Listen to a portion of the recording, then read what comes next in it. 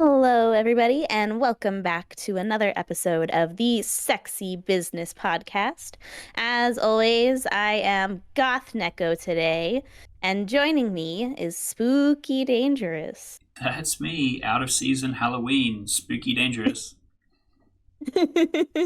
And today we are going to be doing a slightly different episode by taking a look at the pretty well-known RPG Maker horror game, The Coffin of Andrew and of Andy and Leyley, which got pretty popular last year due to some controversies involving the game's content. And so we're going to be talking a little bit about the game itself, how it's dealing with sort of like darker themes or like fetishy content that the broader public doesn't like, as well as just like how the devs responded to that and how that can also apply to, any NSFW game dev who might also be dealing with controversial content, which many of us do. Yeah, it is part of that puritanical culture, I guess, where anything that kind of ticks that box of we can crusade against this thing does kind of generate an uproar.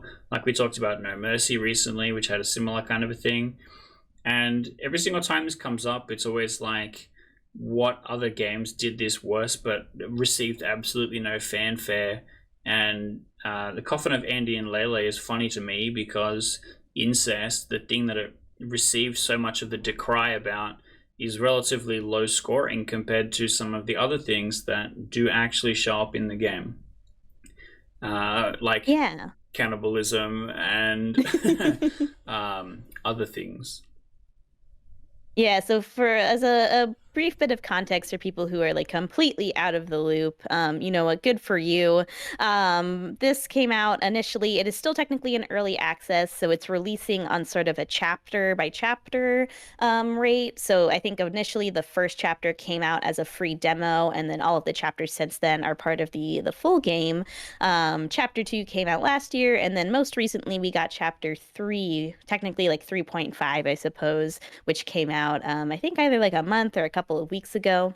The Coffee and Andy and Leyley is an RPG Maker horror, and it's very much in that brand of horror if you are familiar with it. Like if you ever played Ebe or Mad Father, or any of those kind of like popular ones from the early 2010s, where it's almost like a visual novel to an extent. It's not super heavy on like the gameplay aspect. There's a little bit of like puzzle elements here and there, things you can interact with, where if you do it right, you get like new choices and things like that. But for the most part, you're sort of just exploring the game, walking around and interacting with like cutscenes.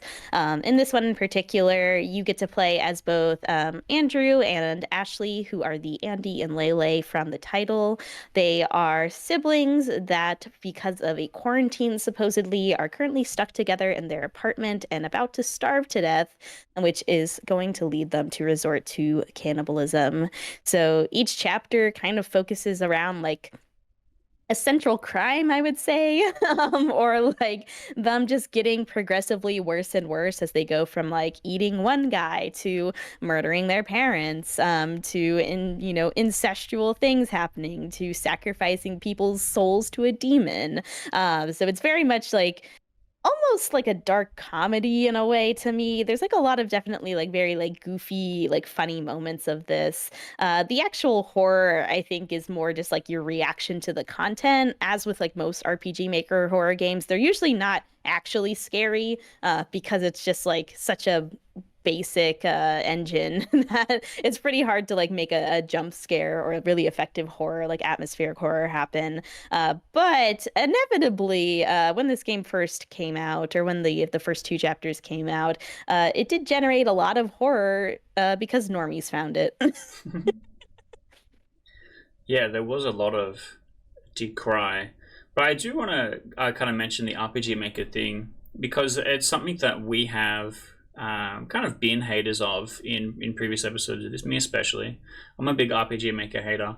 And usually if something is tagged as that, you would kind of think less of it, or it's diminished as an art form. Because a lot of the more adult games use it as a way to fill time in between having actually good scenes. Like they'll have CGs that are just spread so far apart because you have to spend time walking, or you're drilling through puzzles or whatever to get to actual real content. But this doesn't feel like it really has that problem. Like it's got a really good tempo, and it's got a really good art style to it as well, and it feels much more like a visual novel that just has a better angle of puzzle solving because of the RPG Maker, which I think works really well. And because the like the actual RPG Maker parts of it, like the not CG art visual novel parts, the RPG Maker parts look a lot similar to something like Don't Starve, in that kind of sketchy gothic style, whilst still being kind of pixel art, and does work pretty well. And then the actual CG art, which you can see on the screen, we've got the nice background, does go really, really well. Like I think it is really, really high quality 2D art. So I think it stands apart from the platform. Like there's a lot of stuff that you'll see, you go, yes, this is very clearly a Renpai game, or this is very clearly an RPG Maker game. And it does kind of diminish what the product is. And I feel like the Coffin of Andy and Leyley stands apart because it does a lot of things to distinguish itself without specifically covering the subject matter that is included in the game, which I would say also does a lot to distinguish itself. I'll also say I think the RPG Maker horror genre has a lot more like acceptance and following. Where like it's a pretty well established genre where like there's a lot of like relatively major and like well received games. Because a lot of them were just like trying to make sort of like interesting worlds is I think what the RPG Maker horror games do well, where even if the like gameplay wasn't super interesting, they usually had very interesting art and like characters and world building. So like, fans would kind of just like go crazy from there of being like, oh, what would this character be like in this scenario? Or I'm gonna make fan content and manga and stuff based off of them. One thing that I do think you know, the more like NSFW or adult RPG Maker horror games struggle with is that they always have a battle system. That is like what I hate about NSFW RPG Maker games is that they feel like they have to have a battle system even if they don't want to have a battle system, where it's oftentimes feels like it's just there to pad out the game. So instead of spending 5 hours the game, now I have to spend 15 hours with the game just because I have to grind and do the same battles over and over again. And usually these kinds of games are like solo devs and they're really there just to do the art and the sexy stuff. So there's like no passion or interest put into that part of the gameplay. And, I would say for, up and coming NSFW game devs, don't feel like, if you are starting on RPG Maker, I think that's fine. There are good things you can do with that engine, but like, don't feel like you have to make an actual RPG unless you really want to and you have some good ideas. They describe in the Steam description the Coffin of Andy and Leyley as a walk and talk adventure with light puzzling. And frankly, I would be totally fine with an NSFW game that describes itself in that exact same way. Yeah, I think it is a better way of putting it, and I think you are right. Seeing the RPG Maker and being, I can do all of these things, and then being bogged down with it. Like, there's a lot of older games that it really does feel like they're filling time with a lot of combat when the story is so good that you're kind of just like, I just want to get to the next thing that's happening. Some Final Fantasy games have felt like that for me, where it's just like I'm just kind of getting to the next thing. I'm currently playing through Legend of Dragoon. Shout out, it's like a fucking 30-year-old game at this point. But it's got kind of the same thing where like the combat is pretty fun, but the way that the XP is given to you is so irrelevant to your character development, because you'll clear a milestone boss and you'll get like thousands of XP, and you'll clear like a regular encounter and it's like 10. So it doesn't actually matter if you do any of the regular encounters or not, but it's like a Pokemon random encounter. It just kind of shows up and happens to you. And so you're just kind of waiting for the next story thing to happen, right? And I feel like a lot of, especially adult RPG Maker games are like that. You're like, I'm stuck in all of this content that I don't care about. I'm unable to jerk my dick consistently because there's too much non-sexy stuff happening. And it kind of happens like that, whereas visual novels are a bit better at keeping the tempo because something is happening, like the story is developing, regardless of whether it's actually impactful content or not, right? Whereas, to get back to topic, the Coffin of Andy and Leyley feels like it has a lot of story to tell. Like, there is a lot of things happening. You're always kind of exploring something. As usual, Neko played through this on stream. We have all the VODs on many vids, which is how I interacted with the game. I watched about 4 hours of it, and it was really difficult for me to piece together overall what was happening, but that was because I didn't watch a consecutive 4 hours. I tried to, because there's 6 episodes of it. It's quite a long game comparatively, compared to like Me-Side, which I watched in like 2 sessions, and that was like the whole thing. I saw lots of snippets of different stuff, which felt like they were all. You could have told me that they were all unrelated flashbacks to a greater story that I had not seen any of, because the most time spent I was watching a flashback where Andy and Leyley are kids, and they're kind of learning about what their parents' relationship was like, and how they got together, and the mother being deeply unhinged as well, and that kind of explains why Ashley is so unhinged, because I think their dynamic is really interesting. If you think about them like a comedy duo, and you should because they're hilarious. Andrew plays the straight man, and Ashley is the wild card. Except instead of being a wild card and telling all the jokes, she just does really unhinged shit. And it kind of works really well as a dynamic because she's creating problems and he's trying to solve them. And in the flashback with our kids, it kind of establishes this really well, because she falls down and she gets muddy and she's like, well, and now what? And Andrew's like, well, first of all, if the parents see you like this, they'll get really upset. So let's try and avoid that. And that still doesn't solve the problem, right? Like, he's just always tangled in with whatever she's doing. And it kind of works really well for setting up all the plot and how all the different characters and stuff interact like that. Yeah, and so like shifting gears slightly to like these sort of controversies, this game got super popular when it came out, even like before Chapter 3, which I would say has like probably the most explicit incestual content. When Chapters 1 and 2 were coming out, there was like a lot of horror YouTubers were playing it. It was getting tons of engagement on Steam, especially because the demo was free. As of right now, it has almost 27,000 reviews on Steam. So that's just people who have reviewed it. So there's definitely a lot of people who have played it. But because it got so popular, there was all sorts of fan art being made. And of course, because, even in Chapters 1 and 2, there are lots of hints and little teases, I suppose, about Andrew and Ashley's relationship. People were making fan art, all of that stuff. And thus the discourse happened, which for the large part, it kind of boiled down to people being like, this game is just fetish bait. It's supporting incest or encouraging it. If you play this game, you're a bad person. The sort of typical markers of like Twitter discourse, and a lot of it was especially targeted at the dev. I don't have like proof of this, but I wouldn't be surprised. Apparently, they were getting like pretty aggressive forms of like hate speech and threatens to like dox them and things like that. So that's what happened with Chapters 1 and 2. And pretty shortly after that, what they ended up doing is basically they kind of just nuked their online presence. And from what I remember, they didn't have much of an online presence to begin with. They had an itch.io account that had some of their older stuff that no longer exists. And then they handed over publishing to Kit 9 Studio. And so you'll notice if you go through all of the game's Steam updates that originally they start off as devlogs, and then eventually it transitions into being called progress updates. So basically this publishing team or group or whatnot ended up taking over for all of the public information about the game. So the dev doesn't even technically like speak publicly about the game anymore. They just sort of communicate through whatever this publishing team is reworking with what they want to talk about the game. Though they do end up kind of like still doing some sort of funny things. So for example, the most recent update for Chapter 3 is the Cry About It update. And they had sort of this image that they had made previously of Andrew and Ashley with like the text Cry About It in response to all of the people who were, being crybabies on Twitter.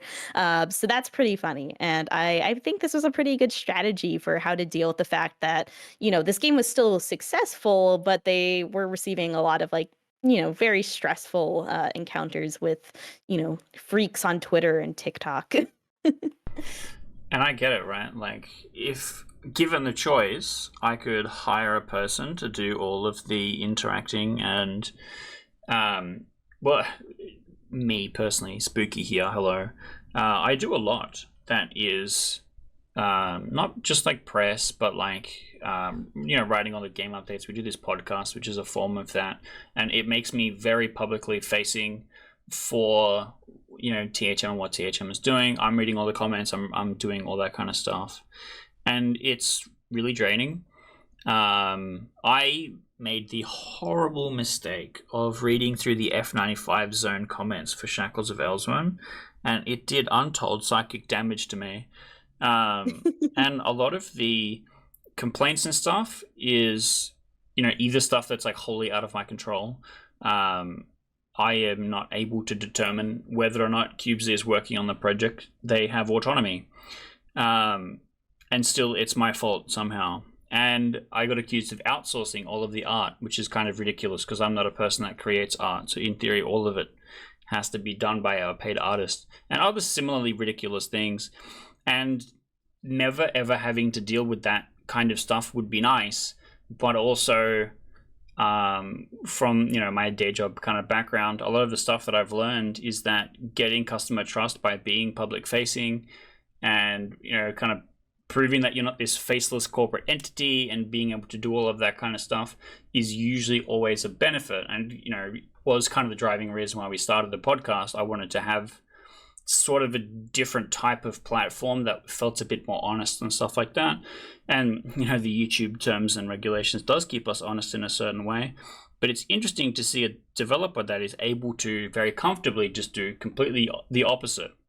Obviously there is a gigantic financial gap between the two of us with if 270,000 people have written reviews on the game, and that can only be It a costs small like 20. It costs like $12, so That's right. And getting a review is going to be a small percentage of people, right? Like, it's not 100% of people. And that gives us an insight into just how many sales they could have had.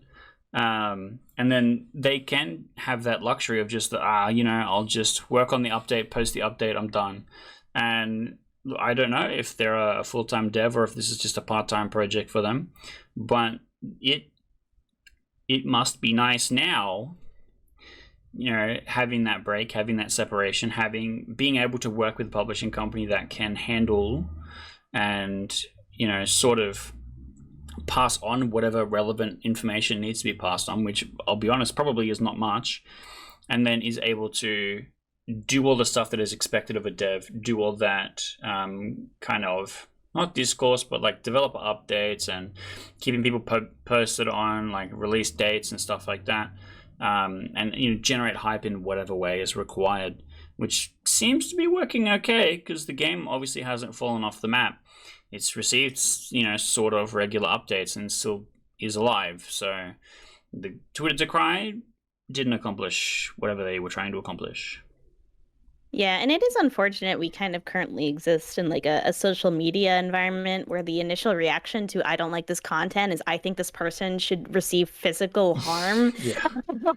or like criminal punishment because I do not like the media. But that's kind of like the fandom culture I've noticed lately, especially with like teenagers on TikTok. And like I kind of can understand this because I was a teenager on Tumblr, and Tumblr also did this to a lesser extent.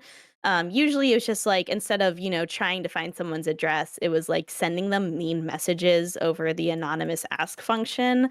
But like the fact that I think, especially now that like every single child has a social media at age 8 or like whatever, we're seeing a lot of like legitimately, unhinged, teenagers who quite literally shouldn't be engaging with this content to begin with. Like, this game isn't made for you. It's made for adults or people who can at least handle adult themes in video games. And then they're getting mad because they can't handle it.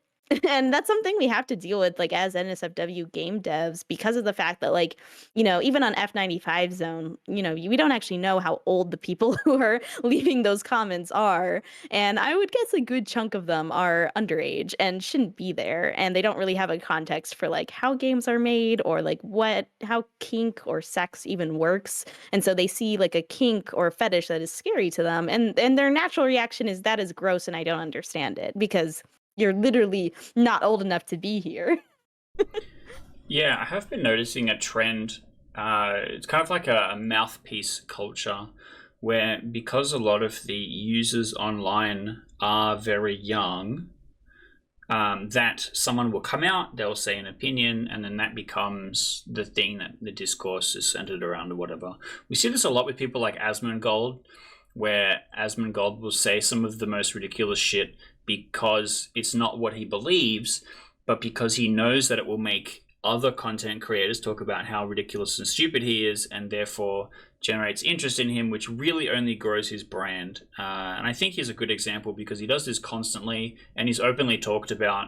There's like never actually any repercussions for him. It's only ever for the best. So the more that he does it, the better it is. And they'll come out and say some shit, and then everyone is like, well, this is horrible. I must do something about this. Because I think a lot of the younger generations do actually have a strong sense of justice, but they don't have any means of actually enacting that in the real world. They don't have any way to actually solve some of the political climate that we're living in right now. And so being able to have that sense of feeling from, oh, wow, we did it, we removed the evil person from the internet, is kind of, I don't know, the closest it feels like they can get. And so it creates these kind of foot soldiers of people that want to march on a problem when it's so easily dissolved by looking at, okay, is this really the worst offender? If in every single video game forever, is this the worst offender and the developer should die as a consequence? And more recently, a thing that I've seen a lot about is we got the Oblivion remaster recently, kind of sneaky drop. And then everyone's going crazy because they did body type 1 and body type 2 instead of male and female. And it's like, what does that really fucking mean? Is the removal of male and female really pushing a trans agenda when body type 1 is very clearly masculine and body type 2 is very clearly feminine, and there's only two types still? It's not like they added any other types of bodies.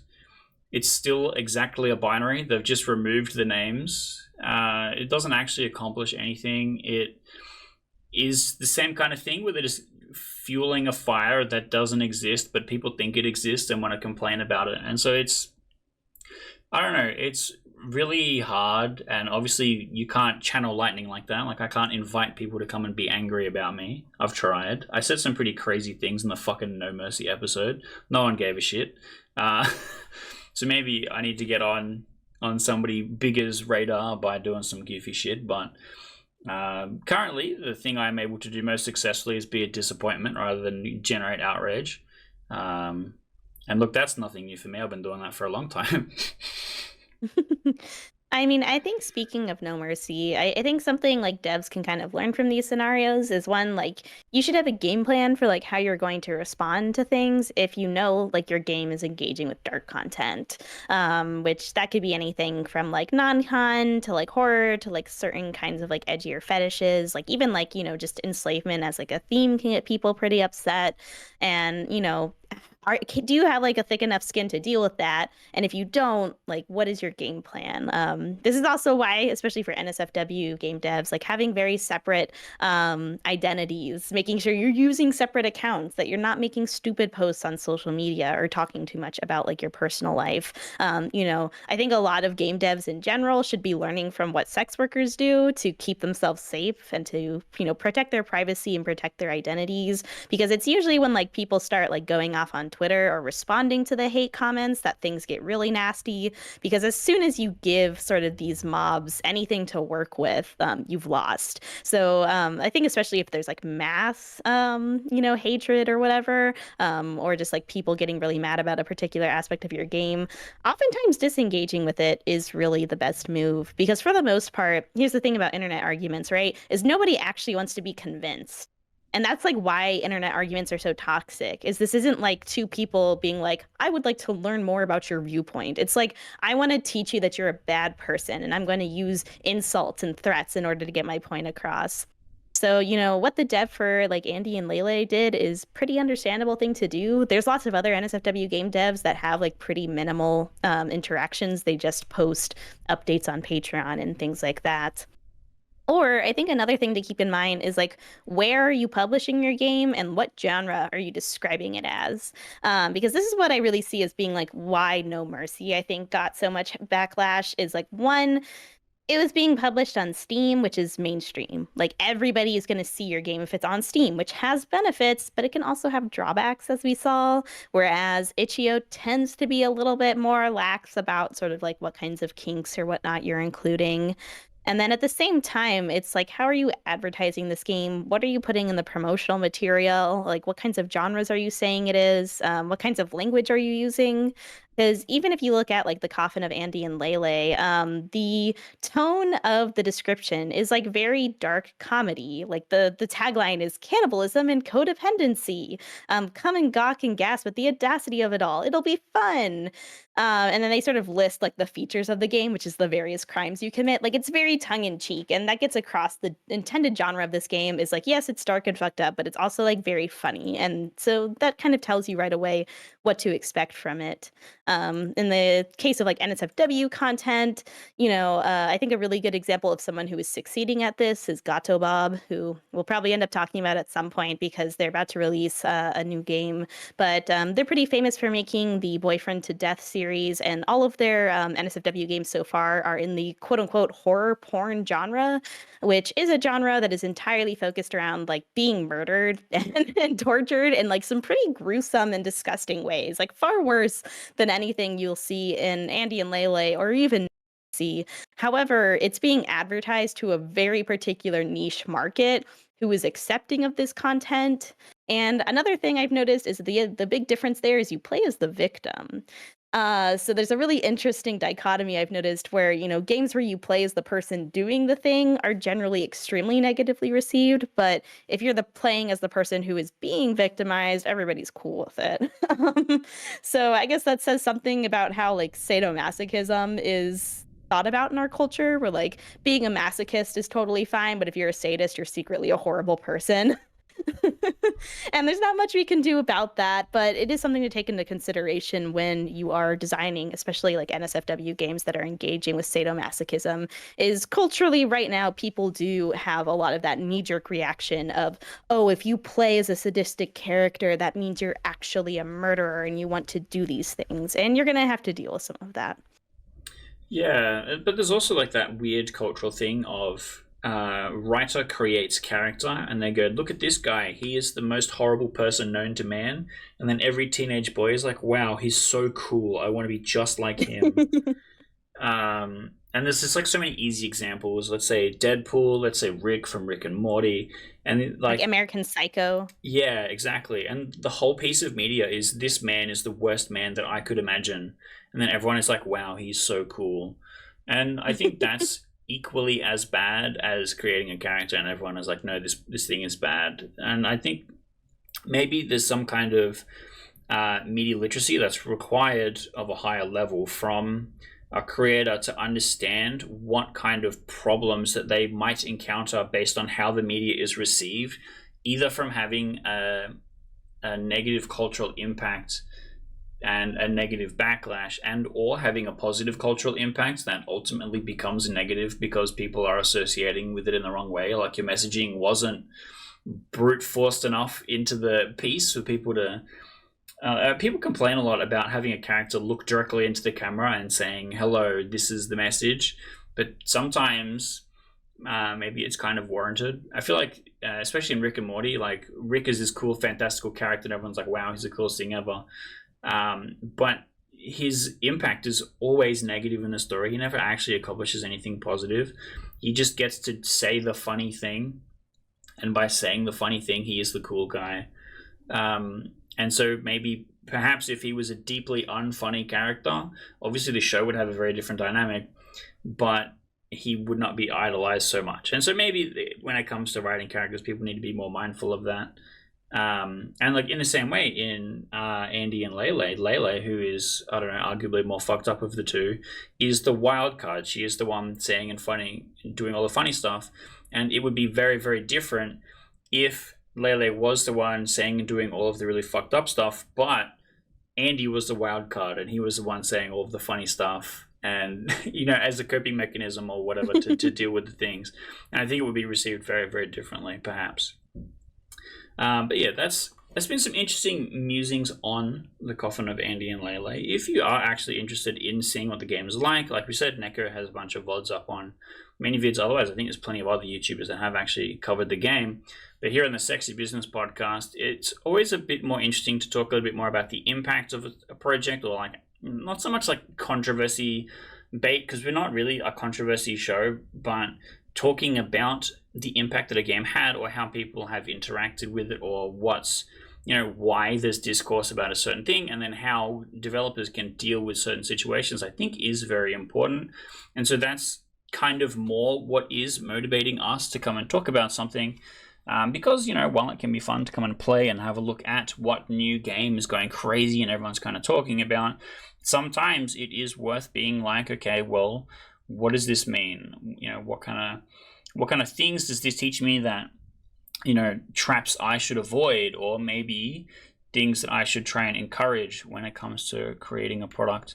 And that kind of stuff is all going to be skills that is both helpful to you, a potential developer, loyal listener, or you as a fan understanding what kind of interaction that you would be having with a creator. Are you their 15,000th argument that they're having today that's ultimately fruitless? Or are you going to positively engage with a piece and actually encourage your favorite creators to make new, cool stuff? All of stuff that is food for thought here on the Sexy Business Podcast.